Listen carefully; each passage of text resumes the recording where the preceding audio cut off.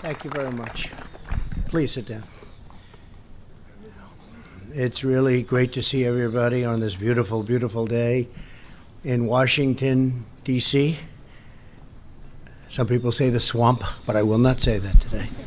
I refuse. This is too important, what we're doing. One of the most important deals and the most important trade deal we've ever made by far. I want to thank Senator Joni Ernst for being here. Joni, thank you very much. Of Iowa, and I'll be there very soon. We'll be doing something very important in Iowa, but this is maybe more important than all of it put together, right, Joni? So I want to thank you for being here. Congressman Holding, Congressman Rowe, Congressman Newhouse, and Congressman Meadows, thank you all for being here. We very much appreciate it. You've been very instrumental. Thank you. I'm thrilled to speak to the American people to share truly historic news for our nation and indeed for the world. I want to thank Vice President Pence for joining us this morning. It's my great honor to announce that we have successfully completed negotiations on a brand new deal to terminate and replace NAFTA and the NAFTA trade agreements with an incredible new U.S.-Mexico-Canada agreement called USMCA. It sort of just works. MCA. USMCA. And that'll be the name, I guess, that 99% of the time we'll be hearing, USMCA. Has a good ring to it. I have long contended that NAFTA was perhaps the worst trade deal ever made. Since NAFTA's adoption, the United States racked up trade deficits totaling more than $2 trillion, and it's a much higher number than that. With Canada and Mexico, it lost vast amounts of money and lost 4.1 million manufacturing jobs and 1 in 4 auto jobs. Lost about 25% of our auto jobs, even more than that. Throughout the campaign, I promised to renegotiate NAFTA, and today we have kept that promise. But for 25 years as a civilian, as a businessman, I used to say, how could anybody have signed a deal like NAFTA? And I watched New England and so many other places where I was, just the factories were leaving, the jobs were leaving, people were being fired, and we can't have that. So we have negotiated this new agreement based on the principle of fairness and reciprocity. To me, it's the most important word in trade because we've been treated so unfairly by so many nations all over the world, and we're changing that. We just signed a much better deal with South Korea. We had a horrible, horrible deal, and we just signed that at United Nations, and that's worked out well, and they're happy, we're happy. It's good for jobs, good for a lot of things. When that deal was signed, they said 250,000 jobs will be given by signing this transaction, and they were right. I've said it before, they were right. 250,000 jobs to South Korea, not to the United States. So that's changed, and very much for the better, and this one is a brand new deal. The agreement will govern nearly $1.2 trillion in trade, which makes it the biggest trade deal in the United States history. I want to congratulate U.S. Trade Representative Bob Lighthizer, who has worked. Nobody understands how hard he's worked.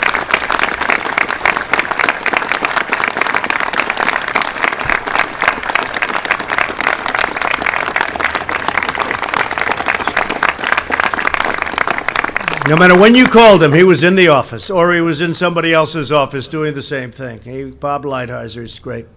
I've heard it for years. I said, if I ever do this, I want to get Lighthizer to represent us, because he felt the way I did. And the entire team at the USTR standing behind me, and some right here in the audience. I want to thank you all. Fantastic job. Peter Navarro, everybody. Thank you all. Thank you. Fantastic group of people. They love our country. I also want to thank Secretary Mnuchin, Secretary Ross, Secretary Nielsen, Secretary Perdue, Jared Kushner, Peter Navarro, and the United States Ambassador to Canada, Kelly Craft. Thank you. Thank you, Kelly. Thank you very much. I also want to thank President Peña Nieto of Mexico, who we had a few disagreements, but I really like him a lot. I think he may like me, I'm not sure. But I think he's a terrific person, and he'll be leaving soon, but he's really done a good job and wonderful, wonderful person. And the Mexican president-elect, Lopez Obrador, who has given his support to this agreement, and we're developing a really good relationship, which I think is very important for our country, frankly, and for Mexico. And so they worked together on this. This was done by both. I said, look, I don't want to sign an agreement, and then a new president comes in, they don't like it, and we have difficulty. They worked very much together on it, and I appreciate it from both. I have to certainly give my highest regards to Prime Minister of Canada, Justin Trudeau. A lot of stories came out about Justin and I having difficulty together, and we did over the trade deal. But I'll tell you, it's turned out to be a very, very good deal for both, and a very, very good deal for all three. It puts us in a position that we've never been in before. It's very good when you look at the world and what the world is doing, and when you look at the unfair trade practices that countries are using against the United States. This is a terrific deal for all of us. Once approved by Congress, this new deal will be the most modern, up-to-date, and balanced trade agreement in the history of our country, with the most advanced protections for workers ever developed. If you look at the reviews, people that would normally not, under any circumstances, say good things, because automatically they have to say bad. Even some Democrats say that's amazing. We had some, they haven't been given the sound bites yet, I guess, Mike. But actually you had some Democrats say this is really amazing if he really got all of that. But by tomorrow, I would suspect they'll change their tune. But that's okay, because people know how good it is. It's an amazing deal for a lot of people. Likewise, it will be the most advanced trade deal in the world, with ambitious provisions on the digital economy, patents, very important, financial services, and other areas where the United States has a strong competitive advantage. Mexico and Canada have agreed to strong new labor protections, environmental protections, and new protections for intellectual property. So important. This new deal is an especially great victory for our farmers. Our farmers have gone through a lot over the last 15 years. They've been taken advantage of by everybody. Prices have gone way down, and we're working on some other deals that are going to make them very happy also. But this is a very, very big deal for our farmers. Mexico and Canada will be opened up a lot more than they are now. And I think there'll be a better spirit between the three countries, which is important for our farmers. The agreement will give our farmers and ranchers far greater access to sell American-grown produce in Mexico and in Canada. The deal includes a substantial increase in our farmers' opportunities to export American wheat, poultry, eggs, and dairy, including milk, butter, cheese, yogurt, and ice cream, to name a few. I want to be very specific. I want to be very specific, right? And many other products, but those products were not really being treated fairly as far as those that worked so hard to produce them, and now they're going to be treated fairly. These measures will support many hundreds of thousands of American jobs. This is also a historic win for American manufacturers and American auto workers who have been treated so badly. We've lost so many jobs over the years under NAFTA. Under the current New Deal, and if you look at the current NAFTA deal, the New Deal is taking care of all of these problems because NAFTA, foreign companies have been allowed to manufacture many of their parts overseas, ship them to Mexico and Canada for assembly, and send their foreign-made cars into the United States with no tax. So we let all our people go, we fire everybody, they make cars, they make products, they make everything in another country, they send them into the United States, no tax. And the cost is very little different, sometimes it's more for those people that like to talk about cost. With this agreement, we are closing all of these terrible loopholes. They're closed. They're gone. They were a disaster.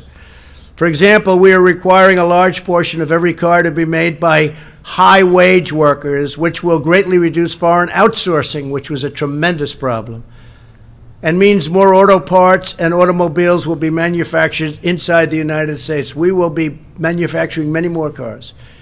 And our companies won't be leaving the United States, firing their workers and building their cars elsewhere. There's no longer that incentive. Before, under the NAFTA deal, they had that incentive. They have the opposite incentive now. We're not going to be losing our companies. That was, to me, the most important thing. I don't want to see our companies leave and fire our workers, and our workers never get jobs to replace those jobs. Those days are over. This deal will also impose new standards requiring at least 75% of every automobile to be made in North America in order to qualify for the privilege of free access to our markets. And that's what it is. It's a privilege. We don't take it as a privilege. We don't take it as a privilege. It's a privilege for them to do business with us. And I'm not talking about Mexico. I'm talking about everybody. Everybody. It's a privilege for China to do business with us. It's a privilege for the European Union, who has treated us very badly, but that's coming along, to do business with us. Japan, every country, it's a privilege for them to come in and attack the piggy bank. In this, we will have a result of much more happening right here in the United States. It means, more than anything else, far more American jobs, and these are high-quality jobs. There are also strong provisions to enforce what's called the rules of origin requirements. This will incentivize billions of dollars in new purchases of U.S.-made automobiles. Once approved, this will be a new dawn for the American auto industry and for the American auto worker. They will see. They understand. They voted for us in large numbers, even though their leadership always goes Democrat. A couple of them said to me, I don't know how I can do it again. Many of them, the leaders would back Democrats and would tell me, you're going to get most of the votes from union workers. And we got most of the votes from workers, period. But the American auto worker was very much behind what we were doing as one primary aspect. It will transform North America back into a manufacturing powerhouse. If you remember, the previous administration said, we're not going to have manufacturing jobs anymore, essentially. We're not going to make things anymore? No, just the opposite. Going to be a manufacturing powerhouse and allow us to reclaim a supply chain that has been offshored to the world because of unfair trade issues. We also provide brand new intellectual property protections for biologic drugs, which will make North America a haven for medical innovation and development. We want our drugs to be made here. When you talk prescription drugs, we don't like getting them from foreign countries. We don't know what's happening with those drugs, how they're being made. Too important. This landmark agreement will send cash and jobs pouring into the United States and into North America. Good for Canada, good for Mexico. Instead of jobs leaving for overseas, they will be returning back home, and we've already had it. We have many, many car companies. I was with Prime Minister Abe of Japan. He said, we have sent many car companies to the United States over the last year and a half. It's true, and big expansions. And very importantly, he said many more are coming because they have an incentive now to be here. People want to be back in the United States again. As I say, the United States is respected again, but it's also respected as to trade and industry. This is a truly extraordinary agreement for the United States, Canada, and Mexico. President Peña, it's so important that the president and I have developed this sort of a bond on trade.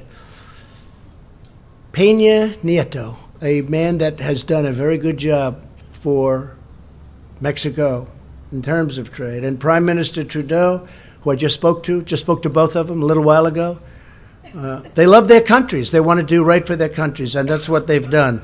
And we've really formed, if you look at this agreement, we formed a great partnership with Mexico and with Canada.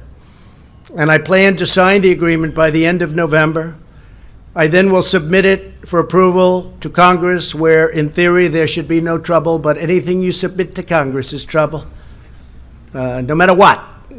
It's the single greatest agreement ever signed. They'll say, well, you know, Trump likes it, therefore we're not going to approve it, because that would be good for the Republicans, so therefore we can't approve it. But it will be sent to Congress pursuant to the Trade Promotion Authority Act. This agreement follows on the heels of our successful completion of a new and balanced trade deal with South Korea. Tremendous difference in that deal from what it was. It was a disaster, as I said. To improve the old deal that had killed so many jobs. It also follows on our announcement last week of a new trade negotiation with Japan. Japan would never negotiate with the United States. They say, we're not going to negotiate. They told the previous administration, we're not going to negotiate.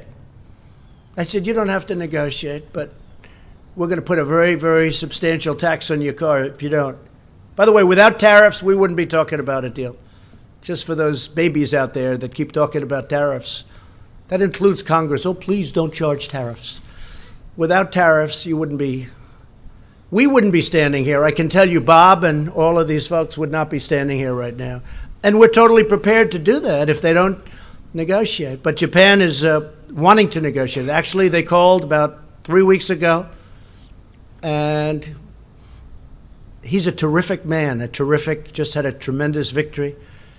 And they said, we'd like to start negotiations immediately. India, which is the tariff king, they called us and they say, we want to start negotiations immediately. When Bob Lighthizer said, what happened? You would never do this. They said, no, we want to keep your president happy. Isn't that nice? Isn't that nice? It's true. They have to keep us happy because they understand that we're wise to what's been happening. India charges tariffs of 100%. And then if we want to put a tariff of 25% on, people will call from Congress. But that's not free trade. And I'd look back to people and say, where do these people come from? Where do they come from? So because of the power of tariffs and the power that we have with tariffs, we, in many cases, won't even have to use them. That's how powerful they are and how good they are. But in many cases, we're not going to have to use them.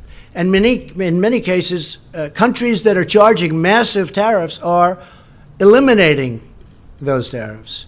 As you know, we have $250 billion at 25% interest with China right now, and we could go $267 billion more. And China wants to talk very badly. And I said, frankly, it's too early to talk. Can't talk now because they're not ready, because they've been ripping us for so many years. It doesn't happen that quickly. And if politically people force it too quickly, you're not going to make the right deal for our workers and for our country. But China wants to talk, and we want to talk to them. And we want them to help us with North Korea. We want them to continue to help us with North Korea. That's very important. The European Union, it's been very tough on the United States. Last year and for many years, they've lost in the vicinity of $150 billion a year. They have massive trade barriers. And they didn't want to come. They didn't want to talk. Jean-Claude, great business person, head of the European Union. Jean-Claude, my friend. I'd say, Jean-Claude, we want to make a deal. He goes, no, no, no, we are very happy. I said, you may be happy, but I'm not happy because we have one of the worst deals of any group. We have one of the worst deals with the European Union.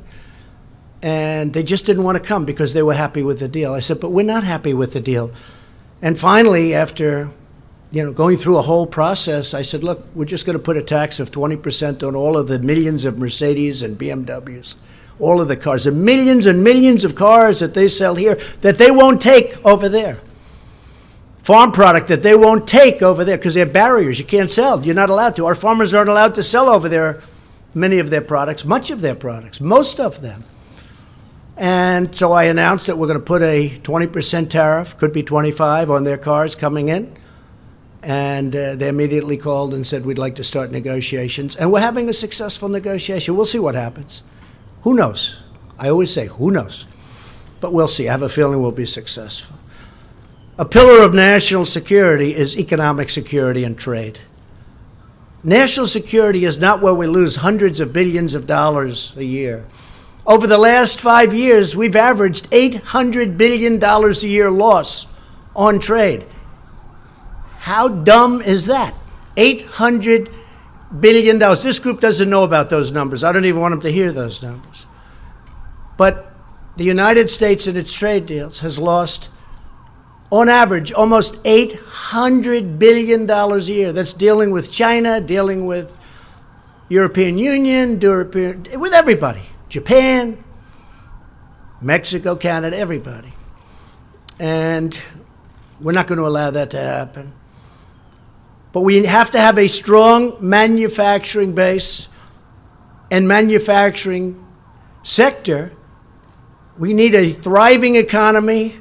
Those are all really essential ingredients to national security. We can't allow what's been happening over the last 25 years to happen.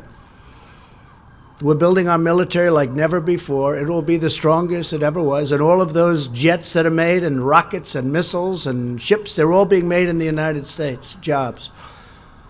Our economy is booming like never before. Jobless claims are at a 50-year low. The stock market is at an all-time high. Think of that. Over 50% since my election. 50%. People, the 401ks, and they have 401ks, and they were dying with them for years. Now they're so happy.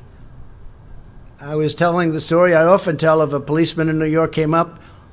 His wife was always very upset with him as an investor because he wasn't doing well with the 401ks. Now she thinks he's a genius because the numbers are so crazy. But we're up over 50% since the election. And you've heard me say this many times, but African American unemployment, Asian unemployment, Hispanic unemployment is at record lows in history, not, for the last 2 years. The history of our country, African American, Asian, Hispanic, young people without high school diplomas, all at historic, that's a very important sector, all at historic lows. The lowest in history. It's really something that's great. This is helping so much with people that get out of prison. We have a tremendous problem. People come out of prison, they can't get a job. Employers don't want to hire them. The economy is so good, they're hiring them, and they're turning out to be incredible workers. They're given a chance. They're really given a second, given a third chance in some cases. But I've had numerous employers come up and say, I'll tell you what, I've taken people that were in prison, and we've hired them. He wouldn't have done this in a normal economy or a bad economy, only in this kind of an economy. And now he's like the biggest fan. One man in particular has taken numerous people. He said most of them have been unbelievable. All you can ask is most. But most of them have been unbelievable. That's a great thing. That's a really great thing. It gives them a chance. So before we take questions, I want to extend our warmest condolences to the country of Indonesia. Friend of mine, we're going to be calling up the leader, who is a great leader indeed, but they got hit by a giant tsunami, like people have not seen. This part of the world hasn't seen it so much, fortunately. They say that's the worst of all. You look at the tornadoes, the hurricanes, you look at all of the different natural disasters. A friend of mine who studies natural disasters, I don't know why he does that, but he does. He says that tsunami is the worst of all, and they got hit very hard, and probably thousands of people killed. We have already sent a lot of first responders and military and others to help, but it's a really bad situation. And finally, before closing, I want to send our thoughts and prayers to the victims of the Las Vegas shooting. That was a horrible, horrible time in the life of our country. Took place exactly 1 year ago today. All of America is grieving for the lives lost and for the families they left behind. So to all of those families and to the people of Las Vegas, we love you. We are with you. We're working with you very hard.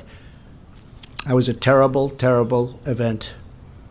So thank you very much for that.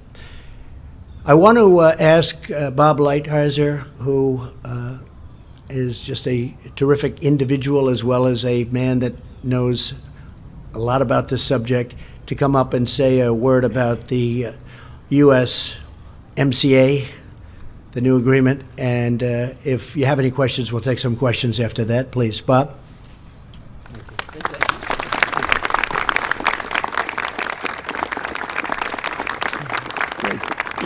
Thank you, Mr. President.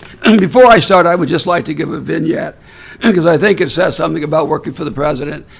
So August 16th of last year, we started this process. And I'm at a hotel in Washington, and there's like, hundreds and hundreds of people waiting to have the introduction of myself and my two counterparts, one from Canada, one from the United States.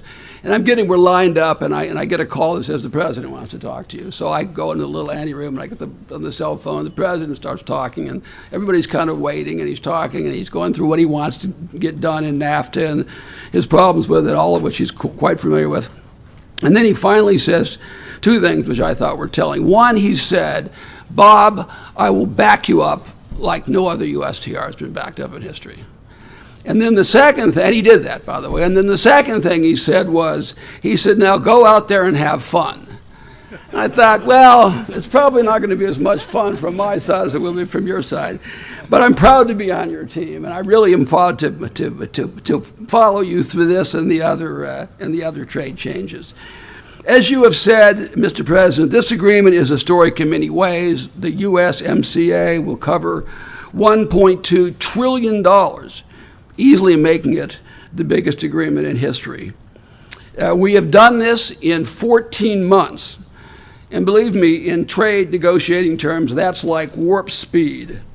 When we began these negotiations last year, the President's instructions to me were precise and straightforward. Protect American workers, fight for our farmers and ranchers, preserve America's competitive innovation edge, secure greater access for our businesses, and above all, bring back jobs to America.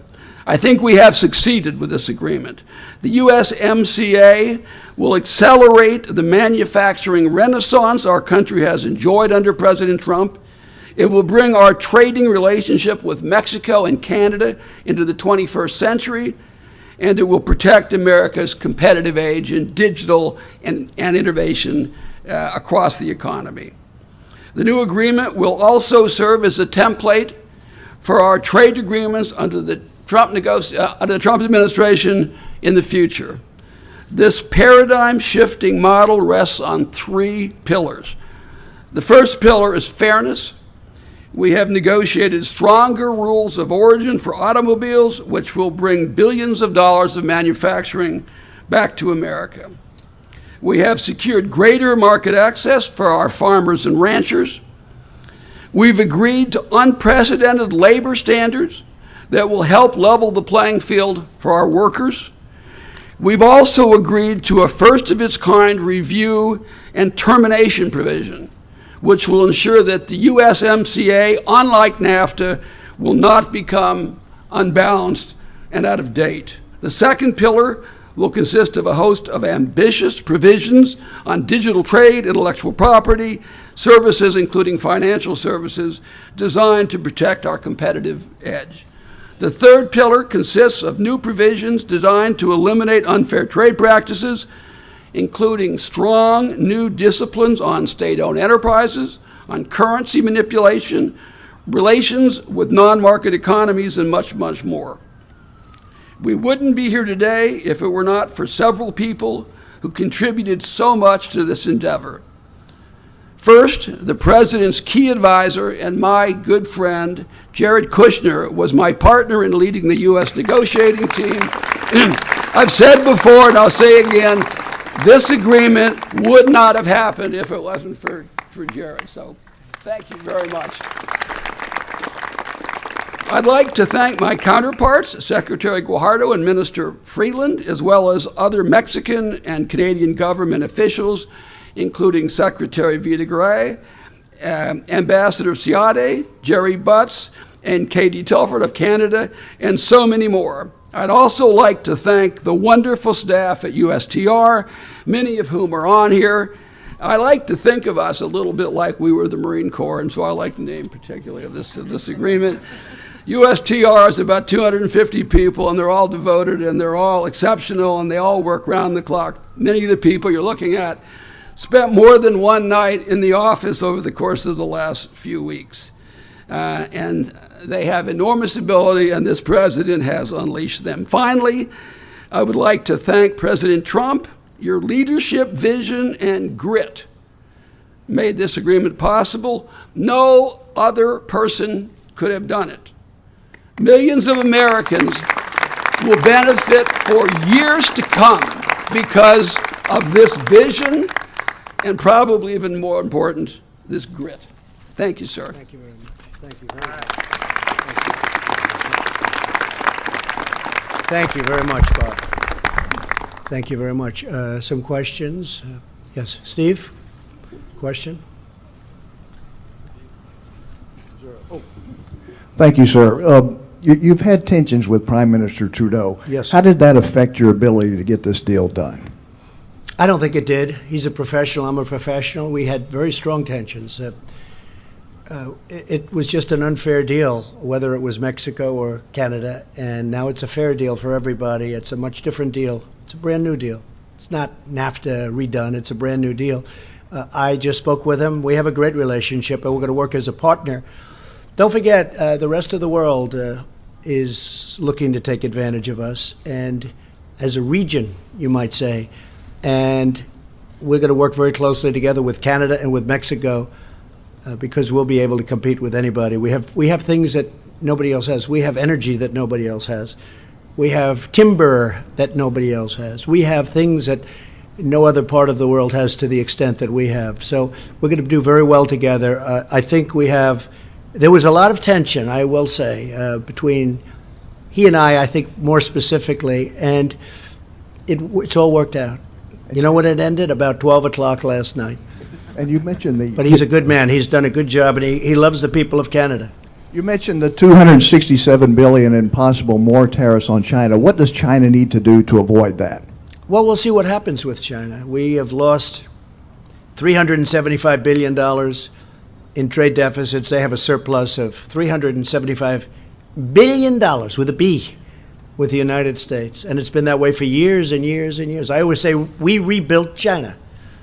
They took that money and they built fighter jets and they built bridges. They built more bridges than we've built in the last 100 years probably, big ones, like the George Washington Bridge, like big bridges. And I'm not going to take, look, I don't blame China. I blame our leadership. They should have never let that happen. And I told that to President Xi. I said, I was making a speech in China, and I was really hitting China hard. And I'm in China. I don't know if that's a good thing to do. But I looked at it and I said, but I don't really blame you. I blame our leadership for allowing this to happen. He knew exactly what I meant. We had no deal with China. I asked one of the top people in China, a representative at the highest level, came to the Oval Office. I said, let me ask you, how did this ever happen? He's a pro, so he understands. He doesn't have to be cute. He said, nobody ever did anything from the United States. When we put on a 25% tariff on every car that comes from the United States into China, we thought we would be rebuked. We thought it would be terrible. Nobody ever called. Nobody did anything. That was years ago. And we charged them nothing, 2.5%, but we don't collect it. We do now, by the way, but we don't collect the 2.5%. So they charge 25, we charge essentially nothing. But I said, how did it happen? He said, nobody ever called. We don't have a deal with China. There's no deal. They do whatever they want. So we have a tremendous problem with theft of intellectual property with China. We have a lot of other problems with China. We have primarily trade problems. And as you know, they're having a much more difficult time now. I don't want them to have a difficult time. And we're doing better than we've ever done. Everybody talked about the tariffs, the tariffs, tariffs. You know, tariffs ended in 1913, and they then went to a different system in 1918, totally unrelated. And then in 1928, you had the Great Depression for a lot of different reasons, not necessarily our country's fault, but a little bit our country's fault. And then in the 1930s, they said, we better start charging some tariffs. We need money to come into our country again, okay? So I'm not advocating tariffs. I will tell you this, our steel industry, Wilbur, is stronger than it's been in 25 years. This has taken 6 months because I charged for the dumpers. They were dumping steel and dumping aluminum into our country. I charged 25%. That's a lot. Could be more, but that's a lot. And if you look at U.S. Steel and Nucor just announced $1 billion plant, brand new, already started construction. U.S. Steel's building 8 or 9 plants. They're expanding plants. I don't think there's any industry like what's happened to steel in the last 9 months, 10 months since I really started doing what I'm doing. It's been really pretty amazing. Aluminum also. So, and we need steel. We need steel for defense. What are we going to do? Go and say, oh, we'll get our steel from like another country? We can't do that. Excuse me. We can't do that. So we need steel, and we need it badly for defense. So I'm very proud of what's happened with the steel industry. Okay, question? Yeah, go ahead. Sure. She's shocked that I picked her. No. She's like in a state of shock. I'm not thinking, Mr. That's President. okay. I know you're not thinking. You never do. I'm sorry? No, go ahead. Go ahead. In a tweet this weekend, Mr. President, you said that it's incorrect to say you're limiting the scope of the FBI investigation. What does that have to do with trade? I don't mind answering the question, but, you know, I'd like to do the trade It has to do with questions the other first. headline in the news, which is the I know, Kavanaugh but nomination. how about talking about trade, and then we'll get to that. We'll do that a little bit later. Do you think the trade, Anybody have a trade? Do you Go think ahead, your trade please. deal will pass through Congress, sir? I think so, but, you know, if it doesn't, we have lots of other alternatives. But I do think so. I think if they're fair, which is a big question, but if it's fair on both sides, the Republicans love it. Industry loves it. Our country loves it. If it's fair, it will pass. I think it'll pass easily, really easily, because it's a great deal. I mean, NAFTA passed. It's one of the worst deals I've ever seen. Inconceivable that it was made. Fair question. Any other questions on Thank trade? you. I'll get back to you on the other question. I'd like to go forward with my Kavanaugh question. if Let's I do might, that with a later, minute. and but I'll call you a quick- second time. Go ahead, please. Thank you very much. Thank you, Mr. President. You have described India right now as a tariff king. Can you explain it a bit later? Well, India charges us tremendous tariffs. When we send Harley Davidsons, motorcycles, other things to India, they charge very, very high tariffs. And I've spoken to Prime Minister Modi, and he's going to reduce them very substantially. Nobody ever spoke to these people. He said, nobody ever spoke to me. In other words, we've had leaders here. I'm not, you know, trying to be overly dramatic. We've had presidents of the United States and trade representatives that they never spoke to India. Brazil's another one. That's a beauty. They charge us whatever they want. So If what you kind- ask some of the companies, they say Brazil is among the toughest in the world, maybe the toughest in the world. We don't call them and say, hey, you're treating our companies unfairly. You're treating our country unfairly. So India is a very, very high, they really charge tremendously high tariffs. On motorcycles, it was 100%. So you send a motorcycle into India, there's a 100% tariff. Now that's so high that it's like a barrier. In other words, who's going to buy it? Costs you so much. Now they've already reduced that substantially, but it's still too high. My relationship with India is great, with Prime Minister Modi is great, and they're going to start doing a lot. They've called us to make a deal. We didn't even call them. They called us to make a deal, which is like shocking to people. Yes, sir, go ahead. Yes. Well, there we go. I do have a second question on the Kavanaugh thing, when you get back to it, if you take that. Let's go. But you'll take that now? No. Okay. Well, the question I First have do trade. on trade, the question I have on trade, does this mean the end of tariffs, if you could spell that out No. to Canada? No, it means... So do you think it'll means, pass? No. The steel is staying where it is, and aluminum. But it means we probably, for the most part, won't be having to use tariffs unless we're unable to make a deal with a country. For instance, if we can't make a deal with the European Union, we will respectfully put tariffs on the cars. The United States will take in billions and billions of dollars into its coffers. Isn't that nice? Because you don't hear that. 'Cause it Only doesn't from Carl take in- Sagan. Okay, yes, Sagan. But it'll take in billions and billions of dollars. But really what's going to happen is they'll make the cars in the United States. This way they don't have to pay the 25 or the 20% tax. And could you spell So I don't out- think you're going to have to use the tariffs too often, but there will be cases where you have countries that are just absolutely not willing to do what's fair and reciprocal, and in that case, they'll pay tariffs. And you know what? The United States will do very well. Either way, we do very well. So do you think it'll pass in Canada, Mexico, and more importantly, I don't know. here I in the mean, United States? I can't tell you. All I know is we made a deal. The highly respected presidents, and in the case of Canada, the Prime Minister, are satisfied with the deal. It's good for Canada, good for Mexico. It's good for all three.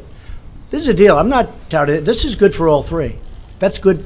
And just that fact makes it good for us. But this is good for all three. But this is a much different deal than NAFTA. And this is much more of a reciprocal deal for the United States, which is really good. Yeah, go ahead, Peter. No, why don't you just, we'll do the Kavanaugh questions. I mean, you talk about being treated harshly. We'll do that in a couple of, let's finish up trade because you have a lot of people that want to run over to the Wall Street Journal and start writing. Go ahead, please. Can you take one from the Mexican journalist? I can't hear you. Take one from the Mexican journalist. A Mexican journalist? Go ahead. Yes. Sure. So you're going to keep the tariffs on steel and aluminum on Mexico and Canada? Until such time as we can do something that would be different, like quotas, perhaps, so that our industry is protected. We are not going to allow our steel industry to disappear. It was almost gone. I'll tell you what, if our country kept going the way it was going, within 2 years you wouldn't have had a steel industry. We have to have a steel industry, we have to have an aluminum. You know, there are certain industries important. So we are working on that now. That wasn't part of this. But we will do something, and in fact, Bob, if you want, you may want to say a couple of words about that, because we were literally talking about that 1 hour ago. Yes, great. Thank you, Mr. President. I guess I would say, first of all, there are two separate things as far as we're concerned. We know that there are grave interests to both countries. We are engaging in talks now with an effort to try to preserve the effect of our program and still take care of their needs. And hopefully we'll be able to work that out. But we are in communication with them. And really take care of the needs of our steel companies. I don't want plants closing. They're hiring thousands of workers all over the country. I'm not giving that up. But you get the assurances of President-elect Lopez Obrador Yeah, that he's yeah. going to keep his word on this trade. Oh, yeah, we have a very good understanding, yeah. Really good. Yes, sir, go ahead, please.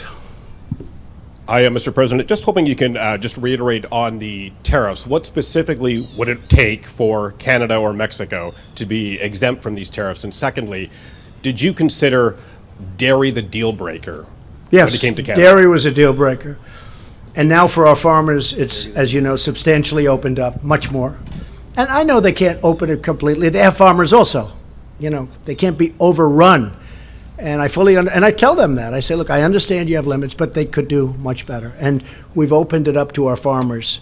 So the folks up in Wisconsin, I'll tell you what, I went to Wisconsin, I went to Iowa. Joni knows better than anybody, right? And Scott Walker, who I think is a fantastic governor, talks about it all the time, that our farmers were not treated properly by Canada. Now they're going to be treated with respect.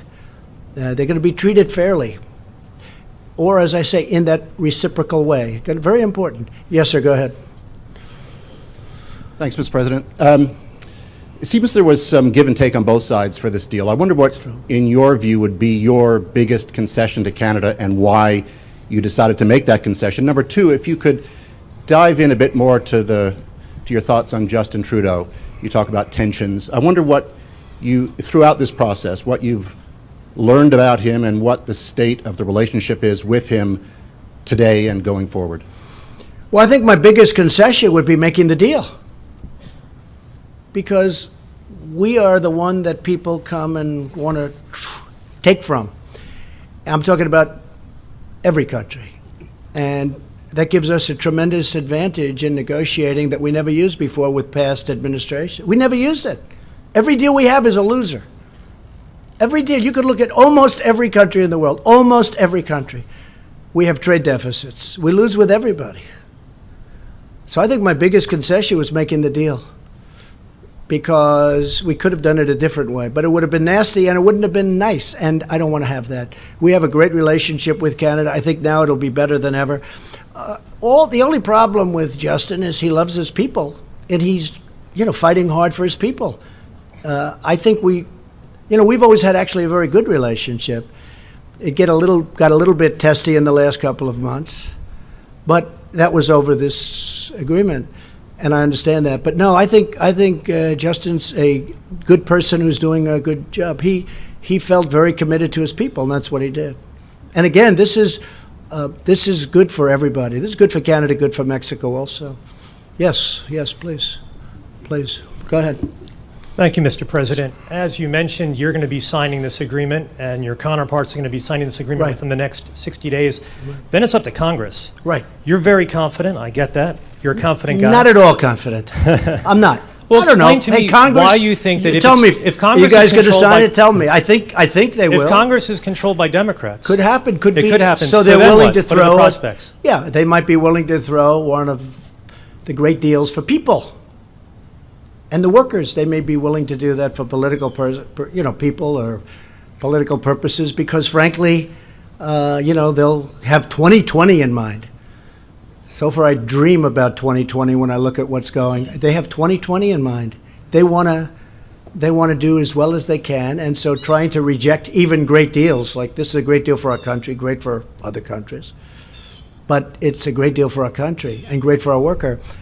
I can't tell you whether or not they will obstruct, whether or not they will resist. I mean, their whole campaign is resist. I see their signs all resist. They don't even know what they're resisting. If you ask them, what are you resisting? Well, let me think about that. They can't ask. They had somebody on this weekend. They said, what are you resisting? And they were unable to answer the question. So, I can't tell you about delay, obstruct, resist, because, right after this election, and I think we're going to do well, although history is not on our side. I guess in history, generally whoever has the White House doesn't do well in midterms. But the one difference is we have the greatest economy in the history of our country. I think that's a big difference. And that's one of our problems, too, because people that went out and voted for me, and they would be voting for me if I was on the ticket, but I'm not on the ticket. But Congress is on the ticket. And I try and tell my people that's the same thing as me, in a sense. That's the same thing. Think of it as the same thing as me. But I think we're going to do well. I actually think. I mean, we have Senate races that weren't even in play 6 months ago. When I started looking at it closely, I won't mention names, but there were senators that were not in play. They were not even, and you know exactly what I'm talking about, numerous of them. They were not in play. In other words, let's not go here, let's not go to this state, 4 or 5 states. Now they're like even races. In one case, they're up 2 points. Now, who knows what that means? And, as you know, there are a lot of them are repression polls or polls that aren't very accurate, because I see polls that I know are false having to do with certain of the races. But we had areas and we had congressional seats, too, where I know it's going to be a positive outcome. But you look at what's going on, and it doesn't seem to be broadcast that way. But I certainly had that with my election. They were telling me I was, in trouble in certain states, that I end up winning in a landslide. And I knew I was going to win them in a landslide, but they wouldn't report it that way. You know why? Fake news. Okay. Right One behind last thing, you. Mr. Yes, President. right behind you. Do you please. believe that the trade agreement will be a major issue in the midterm elections? This Well, it trade shouldn't be. agreement. Look, it's a good agreement. These people, when I first did it, they said, why don't you just extend NAFTA? They have no idea about business. Just extend NAFTA. That would have been a disaster. We're losing $100 billion a year in deficits, at least to Mexico, under NAFTA. But just look at the results, and a substantial amount to Canada, although a lot of people try and say it's pretty much even. It's not even. We lose a substantial amount. So, I think it's a very hard thing to defend, but that's all right. Look, I understand the world of politics, I think, as well as anybody. I haven't been doing it that long, but I actually have been, because I've been doing it on the other side. And I do understand, and, they can take the greatest thing ever done and try and make it sound as bad as possible. But this one's tough. This one, people are coming out for this one and saying, that's incredible what we've been able to do. Yes, behind you, please.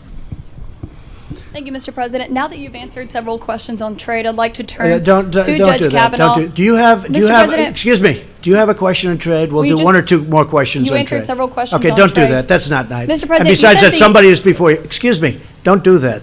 Do you have a question on trade?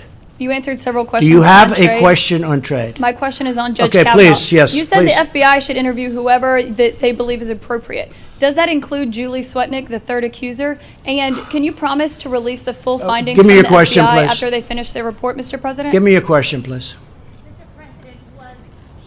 Give her the mic, please. Thank you very much. Was border security or funding Yes. for the wall discussed during the negotiation, and who will pay for the Yes, wall? the wall. We're getting 1.6 billion for the wall this year. We got 1.6. We have about 3.2 billion in the wall. We're doing a lot of work. People don't realize. I don't really want to talk about it because I can build it quickly at one time, which is what I want. But is We've that been part- building it over the last year and a half with 3.2 billion, 1.6, and we now have another 1.6. And I've got a big decision to make after the election as to whether or not we go for it. Because you know what? Border security to the people of our country, very important. The wall is a big factor in border security. And I really believe that the people of our country, they want the wall and they want border security. They don't want open borders like the Democrats want to have. They don't want crime pouring into our country. They don't want MS-13 pouring into our country. They don't want that. And I really think I have a very big decision to make sometime right after the election, very quickly, because you know what comes due after the election. Do I want to do it before the election? Personally, yes, but I don't want to do that for a different reason, because I have some very fine people that are running in close races, and it may affect them and it may not. It may be good for them. I happen to think it would be good for them.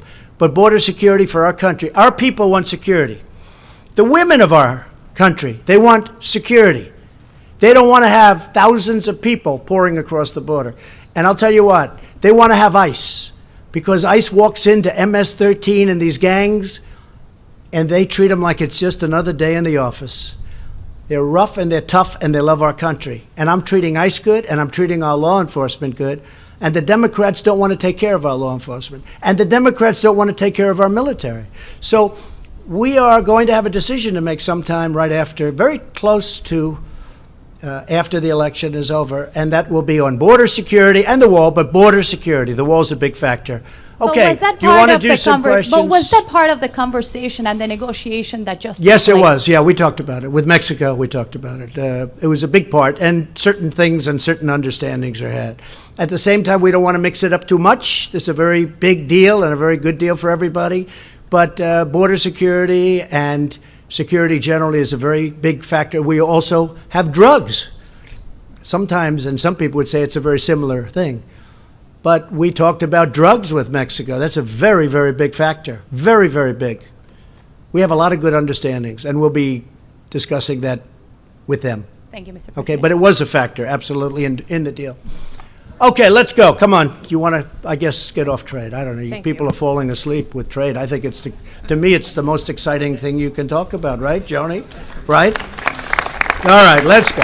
Come on. Thank you, Mr. President. In a tweet this weekend, you said it's incorrect to say that you're limiting the scope of the FBI investigation into Judge Kavanaugh. But your own statement on Friday made it very clear. You said this investigation must be limited in scope. So which is it? Well, no, I Is didn't there- say anything on Friday. What I said is, let the Senate decide whatever they want to do is okay with me. And also the FBI. I think the FBI should do what they have to do to get to the answer. At the same time, just so we all understand, this is our 7th investigation of a man who has really, you look at his life until this happened. What a change he's gone through. What his family's gone through. The trauma for a man that's never had any accusation, he's never had a bad statement about him. I think he was #1 in his class at Yale. He was #1 in his law school at Yale. And then what he's gone through over the last 3 weeks is incredible. So I want the FBI, this is now their 7th investigation. So it's not like they're, just starting. I want them to do a very comprehensive investigation.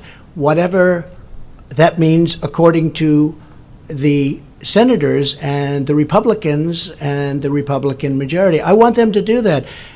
I want it to be comprehensive. I actually think it's a good thing for Judge Kavanaugh. I think it's actually a good thing, not a bad thing. I think it's a good thing.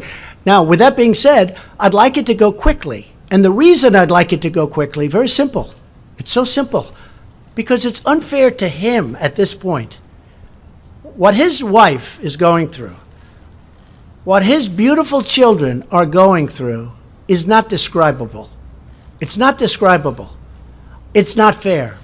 I think it's fair to do it to me because, I've been going from day one. I've been from long before I got to office. You've been doing it. It's almost became, I think for me, it's like a part of my job description to handle this crap. But as far as this is a man that this is not from his world. And you know what? If they're not going to want him, and I think that would be a shame, I'm with him all the way. I mean, a charge made or said to have occurred 36 years ago, and nothing happened since. And look, I feel badly for all parties. I feel badly for everybody. I feel badly for our country. This is so bad for our country. But I will tell you, I watched those senators on the Democrat side, and I thought it was a disgrace, and partially because I know them. I know them too well, and you know what? They are not angels. Are you saying your White House has put no limitations on? No, my White House is doing FBI whatever can the speak senators to, want. No. who they should interview? You don't understand what I'm saying. You do understand, you just don't want to report it that way. Just so you understand, my White House will do whatever the senators want. I'm open to whatever they want. The one thing I want is speed. Now, they started, I believe, on Friday, could have even been a little bit earlier than that, but they have worked round the clock on Saturday, Sunday, they're working right now. I mean, they're covering a lot of territory. This is the 7th investigation of Judge Kavanaugh, number 7. This isn't number 1. They started on Friday, they worked all weekend, they've gone late into the evenings. The FBI is really working hard, and they're putting in a lot of hours. So hopefully they can come up with what everybody's looking for. But no, I'm guided by the Senate. I want to make the Senate happy, because ultimately they're making the judgment. I'm not making the judgment. I've already made my judgment. The Senate is making a judgment on Judge Kavanaugh. That's a very important thing to do. Yes, go ahead, Peter, go ahead. Just for clarity, so that it's clear, in fact, it's up to you to instruct the FBI what to do. It is up to me. It is up to me. But I'm instructing them as per what I feel the Senate wants. The Senate's making this decision, and I'm instructing them as per what the Senate is looking for. Just for clarity, will you instruct the White House counsel, Don McGahn, to give the FBI free rein to interview whomever they feel is necessary? Well, I have so instructed him, and I did it again over the weekend because I see the press was, I don't want to use the word in this case, misleading. It's a much more complex subject than anybody would understand and than most people understand. But essentially, I have done that. But I did also say within the bounds of what the Senate wants. We don't want to go on to use an expression often used by me, we don't want to go on a witch hunt, do we? So just to be clear, should the FBI interview all 3 of Brett Kavanaugh's accusers? It wouldn't bother me at all. Now, it depends. I don't know all 3 of the accusers. All 3. Certainly, I imagine they're going to interview 2.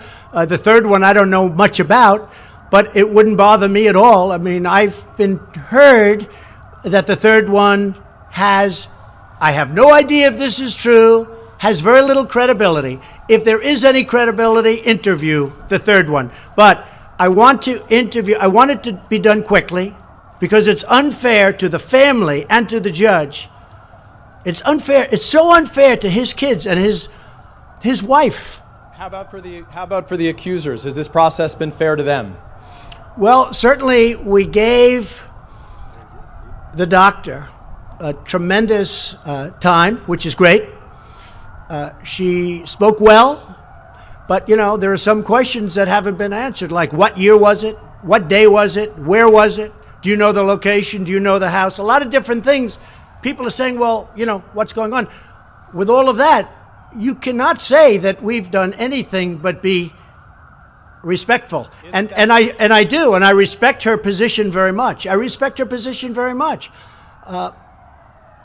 I believe, and again, this is Republican senators and this is the Senate, I believe they've been very respectful to the doctor, Dr. Ford. Isn't that why the FBI should interview all of them to exonerate Brett Kavanaugh? Yeah, Peter, I think the FBI should interview anybody that they want within reason. But you have to say within reason. They should interview, but they should also be guided, and I'm being guided, by what the senators are looking for, because they have to make the choice. Go ahead, now you can go. Should Brett Kavanaugh be interviewed by the FBI? I think so. I think it's fine if they do. I don't know. That's up to them. I think that he spoke very conclusively and very well. I think it's been a very rough period of time. I guarantee he's never had a period of time like this. When he was chosen, everybody said, oh, this is going to go so quickly. Look, people thought 10 years ago that Brett Kavanaugh was going to be a Supreme Court justice because of his intellect, because of his career, because of the fact that there are no games. You know, now they talk about alcohol, they talk about all of the things that you hear. And frankly, you take a look at, they're bringing up subjects. We would know about this over the last 20 years, 30 years of his career. You know, what happened? They're going back to high school, and they're saying he drank a lot one evening in high school. I tell you what, I happen to know some United States senators. One who is on the other side, who's pretty aggressive. I've seen that person in very bad situations. Okay? I've seen that person in very, very bad situations, somewhat compromising. And I think it's very unfair to bring up things like this. However, whatever the senators want is okay with me. They're going to be making a decision. Whatever they want is okay with me. Go ahead. That's enough, Peter. Go, please. Say it. You said this crap when you referred to I've been dealing with this crap for years. What did you mean? Oh, I think the press has treated me unbelievably unfairly. In fact, when I won, I said, the good thing is now the press finally gets it. Now they'll finally treat me fairly. They got worse. They're worse now than ever. They're loco, but that's okay. I put up with it. Go ahead.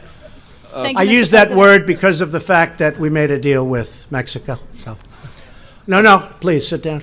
Thank you, Mr. Go ahead. President, for coming back to me. You're going to be next. You're going to be next. I didn't know. I thought you were talking. Go ahead. I have two questions about Judge Kavanaugh. First, there are now concerns that he may have lied or mischaracterized his drinking while testifying. If they find that he did, do you think that bars him from being your Supreme Court nominee? Well, I watched him. I was surprised at how vocal he was about the fact that he likes beer.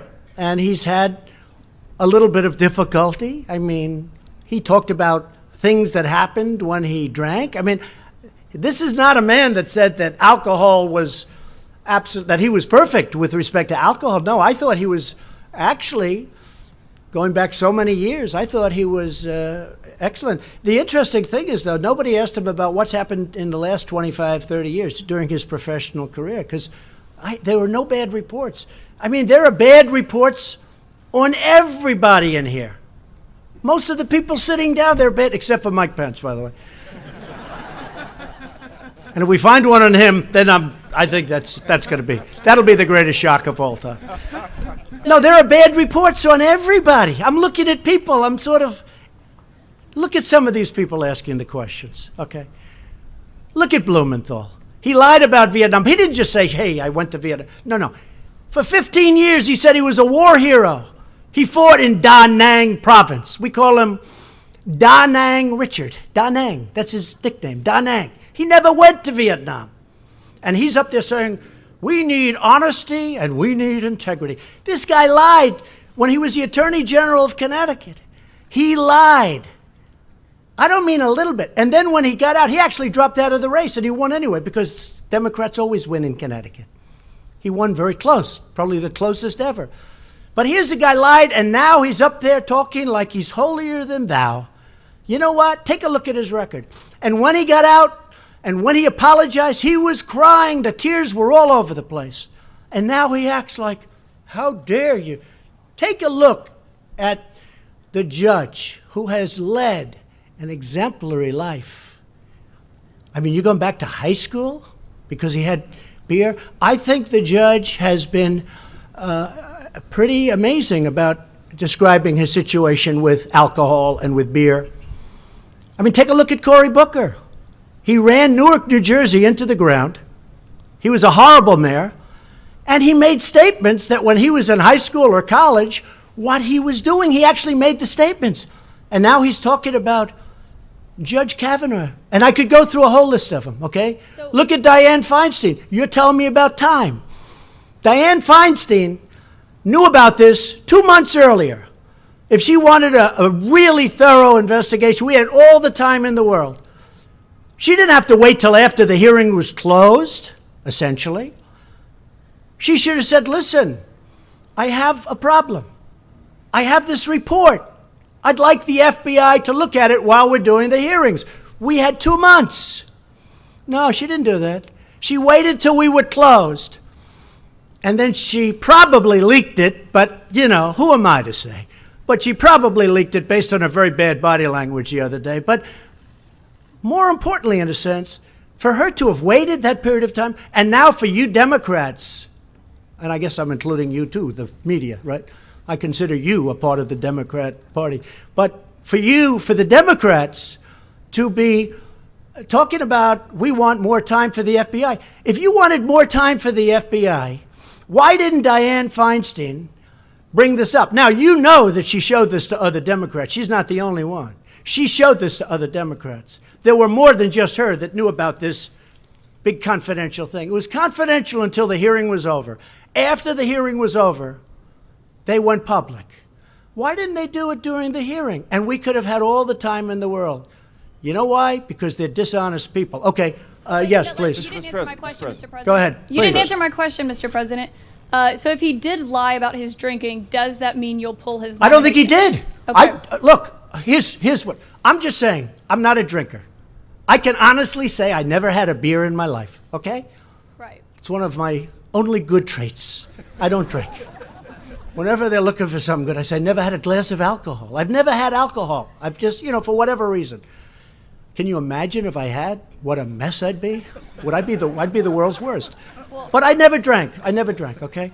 But I can tell you, I watched that hearing, and I watched a man saying that he did have difficulty as a young man with drink. The one question I didn't ask is, how about the last 20 years? Have you had difficulty the last 20 years? Because nobody said anything bad about him in many, many years. They go back to high school. You know, I graduated from high school, and I while I did not drink, I saw a lot of people drinking. They'd drink beer, and they'd go crazy, and, you know, they were in high school. They were 16, 17 years old, and I saw a lot of it. Does that mean that they can't do something that they want to do with their life? So it's a very tough thing.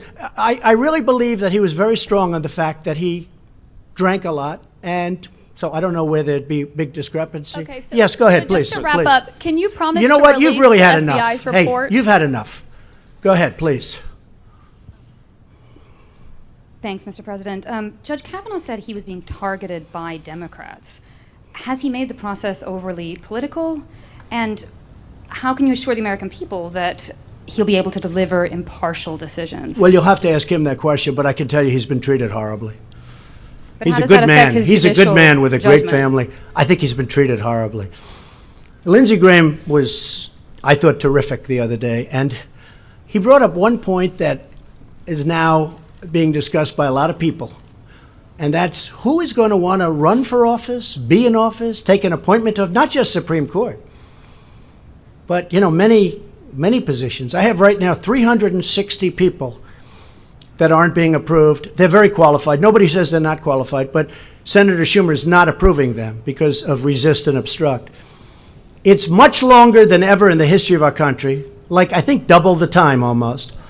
It's far more people than anybody in the history of our country. Most of those people are routine approvals. These are people that gave up jobs. They gave up their life to come and serve our country. And Schumer and his group won't approve them. They're slow walking them. Everything is going to 30 hours, meaning they take them out 30 hours. Person that's going to be approved, it's a disgrace. So when the judge brings up whether it's politics or not. I don't know. You'd have to ask him, but I can say this. He's been treated really, really horribly. But are you concerned Please, go ahead, it could please. color I'm not the concerned, no. opinion? No, you know what I'm concerned? That we get great, great people on the U.S. Supreme Court. That's what I'm concerned. And I want to have great people.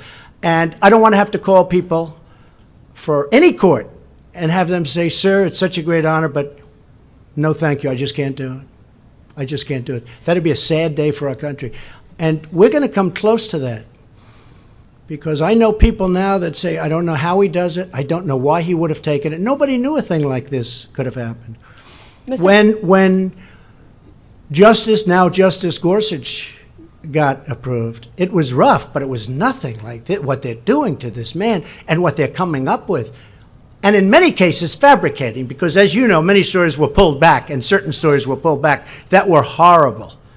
What they're doing to this man and his family is very, very sad and very bad for our nation. Yes? Mr. President, you just said some senators are not angels, and you've seen some of them in I would say some of them, yes. compromising situations. Yes. Could you tell us who and exactly what situation No, you've seen no, them I in? think I'll save it for a book like everybody else, and I'll write it. Okay? I'm not giving it to you.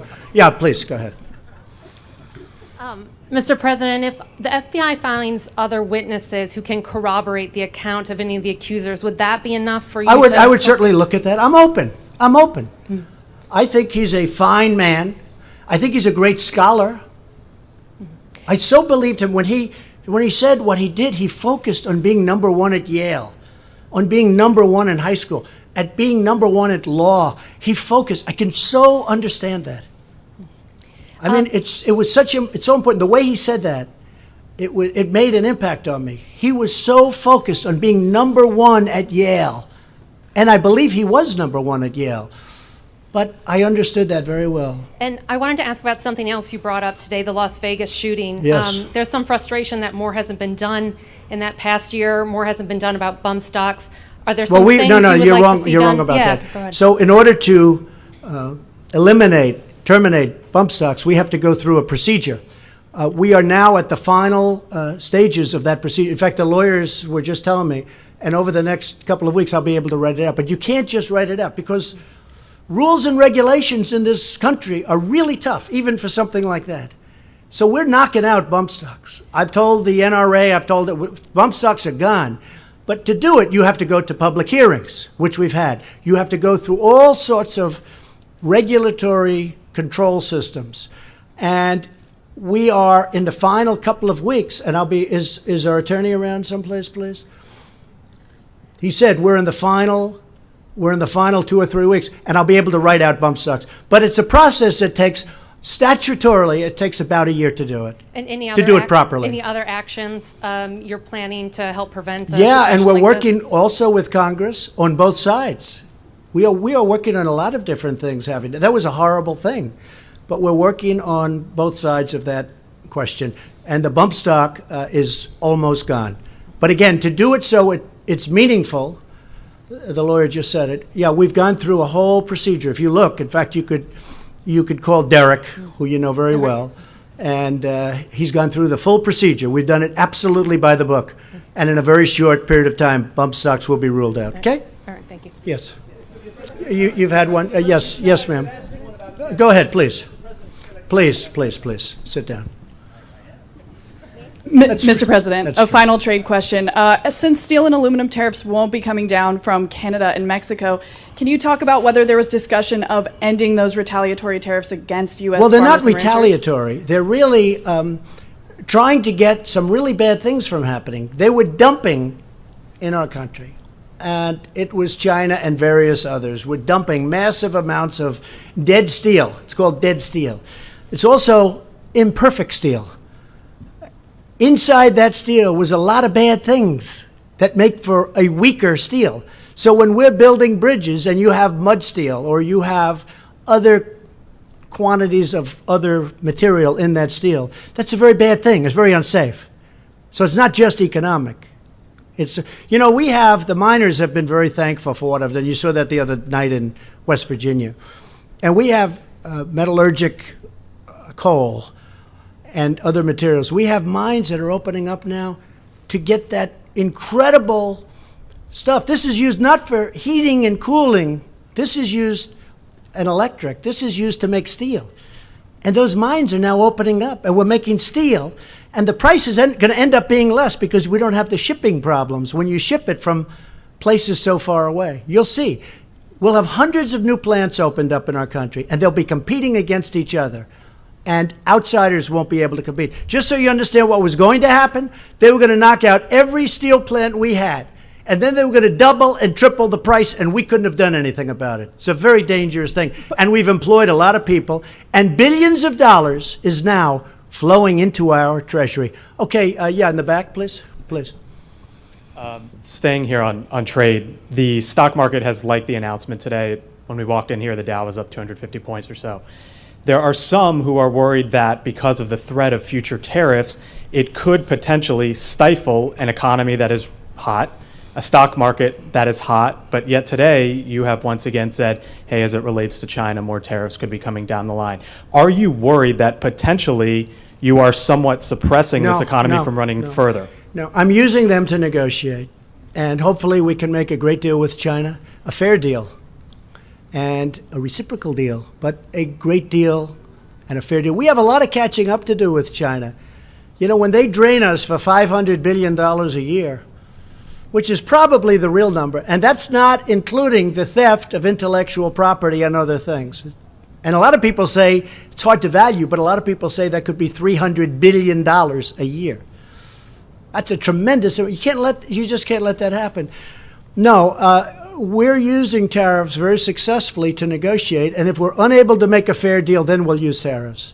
But Mexico, and if you look at Mexico and Canada, they're way beyond that. We have a deal that really works. And the nice part about the deal we make with them is it's not a specific product, it's a product all across the line, whether it's dairy or, just a lot of products. You see the list of products. There are many, many products, and they're all included. So it's across the board. Mr. President, with China, one more on trade, if you don't mind. Go ahead. Mr. President, if the FBI does find something and Brett Kavanaugh falls, is there a plan B? I don't want to talk about Plan B because I hope that he gets approved. I hope that the report comes out like it should, like I really think it should. I think it will. I hope. But look, I'm waiting just like you. Certainly, if they find something, I'm going to take that into consideration. Absolutely. I have a very open mind. The person that takes that position is going to be there for a long time. I have a very open mind. I just think he's an outstanding person. I think he has been treated horribly.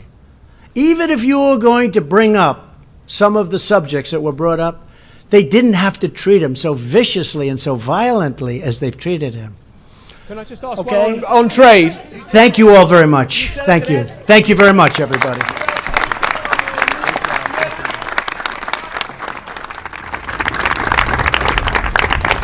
you have any empathy for the assault victim?